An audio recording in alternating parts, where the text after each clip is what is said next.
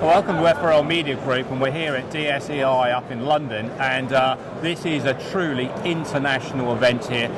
Joined here with Jeremy, Gerber products are absolutely amazing. Now, last time you and I met up, there were 1 or 2 new products, but I know safety is high on the agenda this year, isn't it? Yeah, John, it is. We've talked a lot about products over the years, you know, tactical products to help engineers and all sorts, but safety is a real issue for us, and it's something that we feel that every soldier should have that capability to extract himself from very difficult positions. Be it a vehicle upside down, be it a loadie that's got something that's got caught, whatever it is, to cut themselves free. So a couple of years back we launched this strap cutter, and we're launching the new crisis hook knife, and just to help people in the difficult situations. I'll kind of explain a little bit more what it is. So if you're in a vehicle that's upside down, water's pouring in, you're caught up in the harness, they've all got quick release systems, but you don't know what else is rattling around inside that vehicle, and you may well be caught up. It could be that you've got all kind of pallet straps that you're in the back of a vehicle and everything's wrapping around you. You just need to cut yourself free. Or even if you're a medic, a combat medic, and you've got a body that needs to be, you know, looked at really quickly. He's got his plate carriers, he's got all his webbing and uniform that you need to get off so quickly. How do you get it off?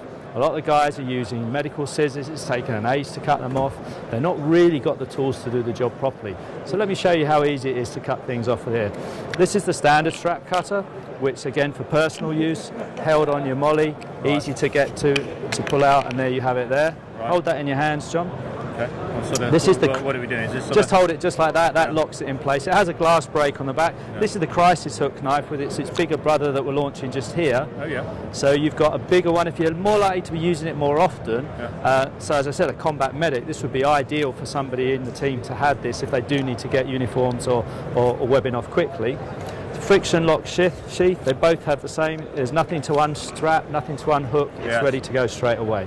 So just have a look at this. Is a pretty decent, made in the USA Gerber sheath to take our tools. You can see it's quite a bit of cordura and the whole thing here. I'm just going to hold this here, and I just want you to cut that in half. Just pull it. Put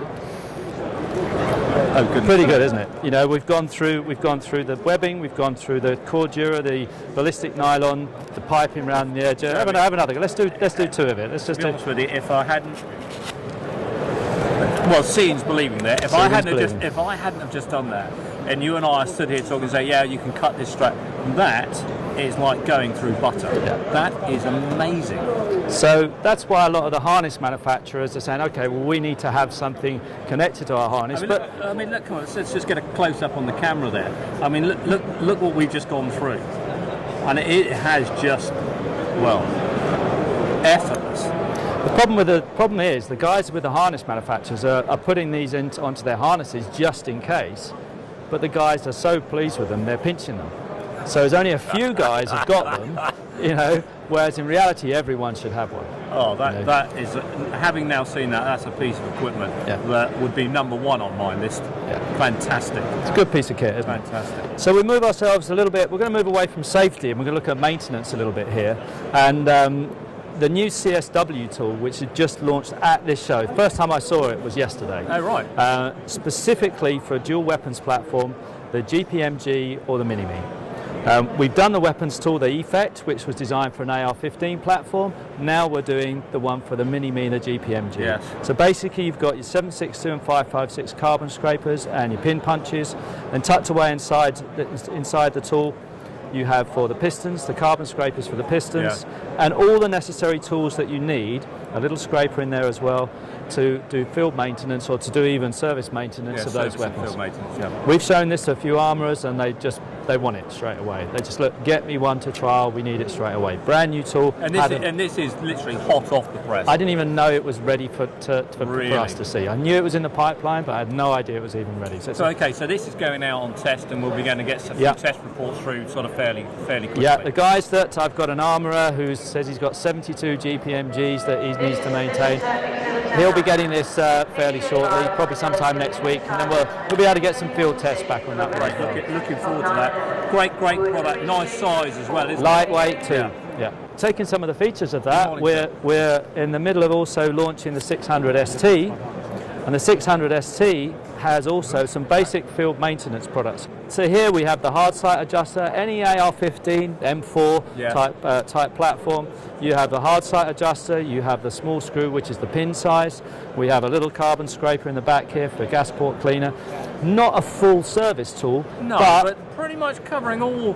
Pretty much covering the bases if you're out in the field, but it gives you all your normal multi-tool pieces as well. Absolutely. So you have everything else that would be in the standard MP600, like the tungsten carbide wire cutters. Yeah, absolutely. The one-handed opening that you always had in these tools. Yeah. Great new tool, just being launched now.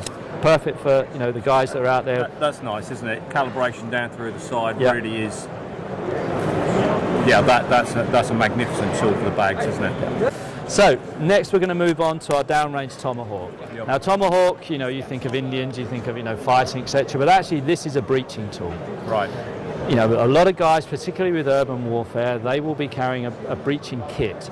They'll have their hoolie bars, they'll have their big red door keys, they'll have all the things that they need to get into a house. If you're a SWAT team, you'll have it all set up, ready to use.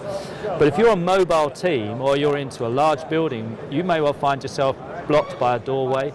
If you're boarding drug boats, which are made out of wood or plastic, you may well be going into a block of flats, and you suddenly find yourself, or even a manhole cover, you've got to pop up. You try to lift a manhole cover with a multi-tool or something else, you're just not going to do it. No. The idea behind this, it gives a man-portable, pretty lightweight tool for one guy in the team to have. That's nice. So what do we have here? So we have our pry bar here. This is made out of a 420 high carbon steel.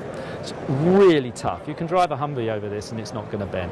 So you can see you've got your angle here for giving you leverage. Yes. You have to get into your screws and your nails, so if you're popping hinges off. And with the Kydex sheath on here, it gives you comfort on it. You jam it in, you work it out, you're just going to get that piece open. Idea, isn't it? Glass breaker on the end there. Then if you need to actually rake out glass or rake out wire field glass or wires or something like that, you pop the Kydex sheath off and you have your rake tool here and you have your axe here. We don't sharpen this up. It's not designed for chopping. It's like a fireman's axe. It's designed for smashing things down. Sure. Lightweight, man-portable tool.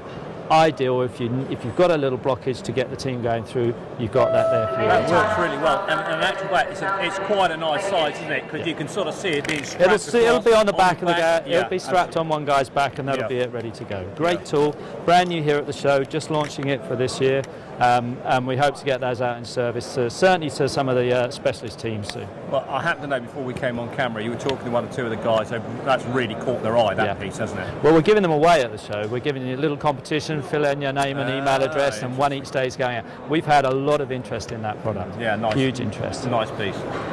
So we're going to move one more into our knives here now, and we don't generally talk too much about knives because people know us for our knives and our tools, and they know we're pretty good at what we do.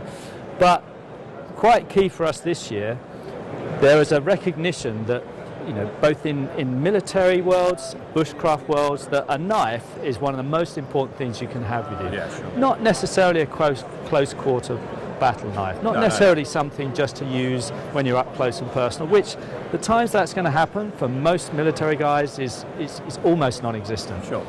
What they need is something that they can use for pretty much all day, every day, but still have it available as a backup if they need to have Absolutely, it. Yeah. Now the LMF2 went into the British Apaches as an air safety egress knife. Yes. When they first came out, the guys didn't have anything where if the deck core didn't blow, the canopy didn't blow, if power wasn't in it, they needed some way to get through. So we built this, and it has this pummel on here which will break through the 10mm plexiglass. So this is a great knife. It's actually just been codified. It has a UK NSN because the Royal Marines guys wanted to take this on board, and we're hoping that to go into service very shortly soon. So that's a really good piece of news.